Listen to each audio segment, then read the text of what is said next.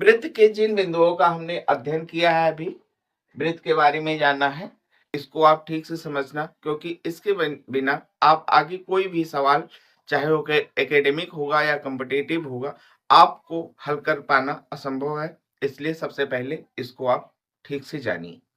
मित्रों, आपका स्वागत है। आज हम सब वृत्त से संबंधित जानकारी प्राप्त करेंगे और वृत्त में जितने भी बिंदु जिसका हमको अध्ययन करना है उसको परिभाषित करेंगे।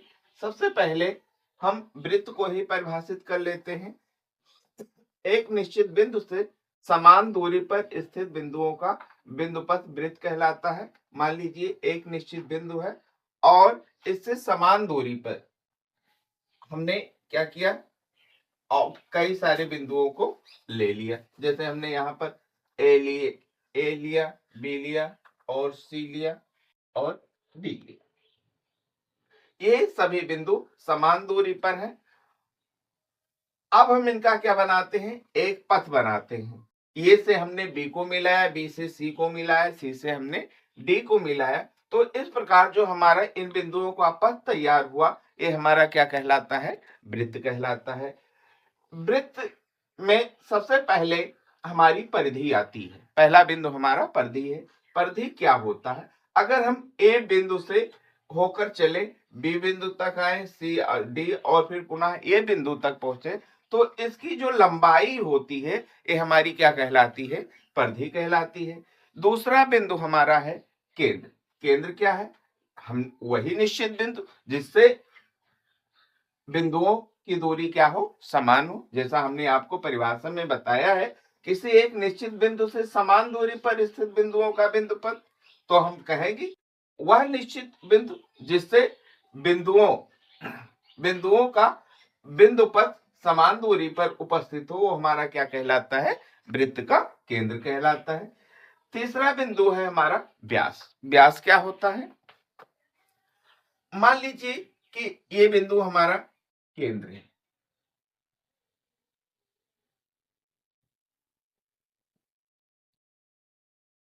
ये केंद्र है और वृत्त के परिधि के किसी बिंदु से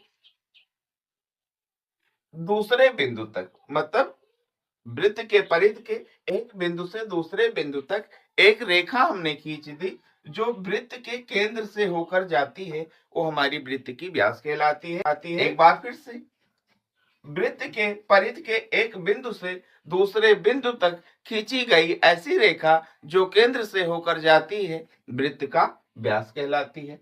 इसके बाद में नेक्स्ट बिंदु है हमारा त्रिज्या। त्रिज्या क्या होता है, वृत्त के केंद्र से और परिधि तक खींची गई कोई भी रेखा, वो हमारी वृत्त की त्रिज्या कहलाती है। ये केंद्र है और हमने एक रेखा यहाँ परिधि तक खींच दी, तो ये हमारी क्या कहलाएगी, वृत्त की त्रिज्या कहलाएगी। वृत्त में अनंत त्रिज्याएं होती हैं और सभी लंबाई में समान होती हैं। इसके बाद में त्रिज्या के बाद में आता है जीवा। जीवा क्या होता है, हमने यहाँ पर व्यास बनाया हुआ है। व्यास में हमने क्या किया है, वृत्त के परिधि के एक बिंदु से दूसरे बिंदु तक एक रेखा खींची है, लेकिन ये रेखा कहां से होके गई है, वृत्त के केंद्र से होकर गई है।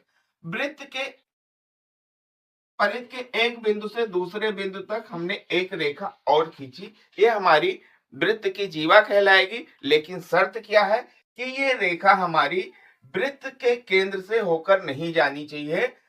अगर हम वृत्त के व्यास से सटी हुई एक रेखा खींच रहे हैं लेकिन ये केंद्र से होकर नहीं जा रही है, तो ये भी हमारी क्या कहलाएगी, वृत्त की जीवा कहलाएगी। इसके बाद में आता है हमारा वृत्तखंड। वृत्तखंड यहां आप देख रहे हैं, ये भी हमारी क्या है, जीवा ही है, कॉर्ड कहते हैं अंग्रेजी में, और ये भी हमारा क्या है, कॉर्ड ही है। जबकि ये ऊपर वाली रेखा क्या है, डायमीटर, जिसको व्यास कहते हैं। अगर हम दोनों कार्ड में से किसी भी कार्ड को ले लेते हैं तो हम देखते हैं कि ये वृत्त को दो भागों में बांट देती है। एक भाग क्या होता है, बड़ा होता है, एक छोटा होता है।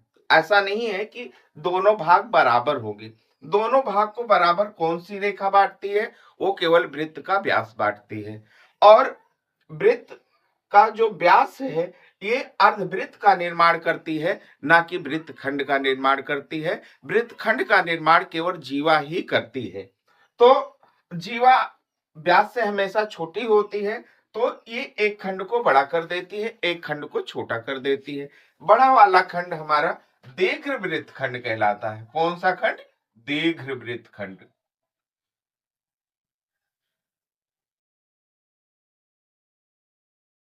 मान लीजिए हमने इसी कॉर्ड को लिया है जो हमने वृत्त से के व्यास से सटा हुआ खींचा है, तो ये वाला हमारा खंड क्या होगा? बड़ा होगा, और ये वाला खंड हमारा क्या होगा? छोटा होगा। अगर हम इसको जीवा मानते हैं तब भी ये खंड हमारा क्या होगा? यहां से यहां तक बड़ा होगा, और ये क्या होगा? छोटा होगा। किस दृष्टि से छोटा बड़ा हो? क्षेत्रफल की दृष्टि से। आइए इसके बाद में हम सब जानते हैं त्रिज्य खंड क्या होता है।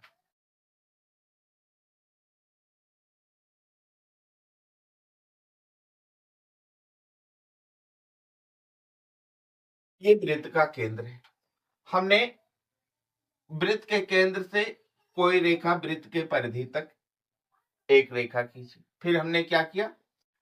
इससे हमने दूसरी रेखा वृत्त के परिधि तक खींच दिया।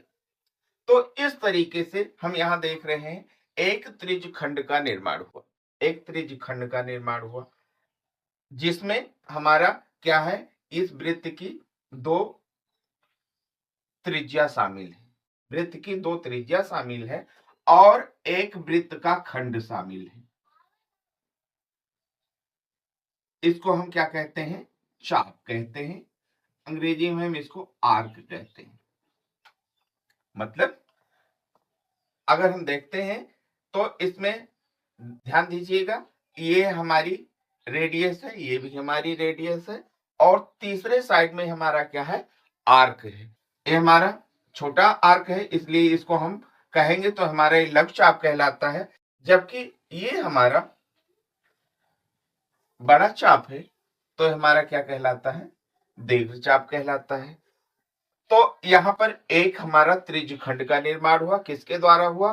दो त्रिज्या के द्वारा और एक चाप के द्वारा। तीन साइड से घिर गया।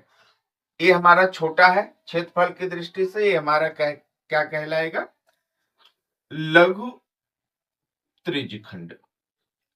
लघु त्रिज्य खंड। और ये हमारा क्या कहलाएगा? दीर्घ त्रिज्य खंड।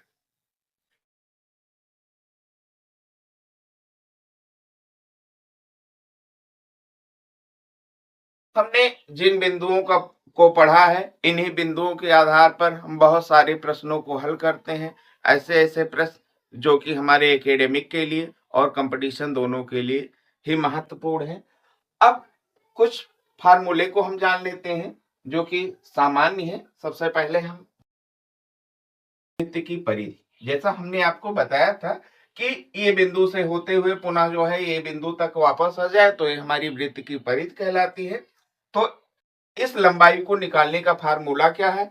जैसे कि अगर लंबाइयां सीधी होती हैं या इस तरीके से टेढ़ी मेढ़ी होती हैं, तो पहले यहां तक नापते हैं, फिर यहां तक नापते हैं, यहां तक नापते हैं, फिर सबको जोड़ लेते हैं। लेकिन ये लंबाइयां हमारी जो है गोलाकार हैं, और गोलाकार आकृति को हम स्केल से नाप नहीं पाएंगे। तो इसके लिए क्या फार्मूला हमारे गणितज्ञों ने तैयार किया?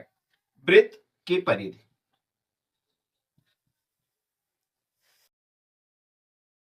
बराबर होता है 2πr। ध्यान दीजिएगा, दो एक संख्यात्मक मान है जो कि निश्चित है, और पाई की वैल्यू हमारी होती है 22/7। अगर इसको हमको दशमलव के रूप में लिखना होगा तो 3.14 लिखते हैं, लेकिन ये पूरा का पूरा जो है एक निश्चित मान नहीं प्राप्त हो पाता है। निश्चित मान हमारा 22/7 ही है। ये मान हमको लगभग में प्राप्त होता है। इसलिए हमको जब किसी भी परिधि की लंबाई एक्यूरेट निकालनी होती है तो हम 22/7 ही रखते हैं, ना कि हम 3.14 रखते हैं। दूसरी चीज है, वृत्त का अगर व्यास दिया हुआ हो, यहां से लेके यहां तक एक रेखा खींची गई हो, इसको बताया गया कि 8 सेंटीमीटर है, तो इस वृत्त की त्रिज्या कितना होगी? तो त्रिज्या बराबर होता है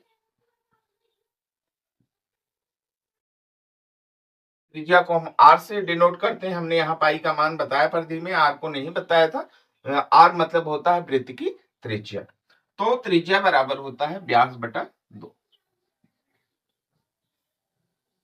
व्यास को हम अंग्रेजी में डायमीटर कहते हैं, इसलिए इसको हम d/2 भी कहते हैं। इसके बाद में अगर वृत्त की त्रिज्या दी हुई हो और हमको व्यास निकालना हो तो व्यास बराबर 2 गुणे में क्या होता है, त्रिज्या। इसको हम 2 इंटू आर कह सकते हैं।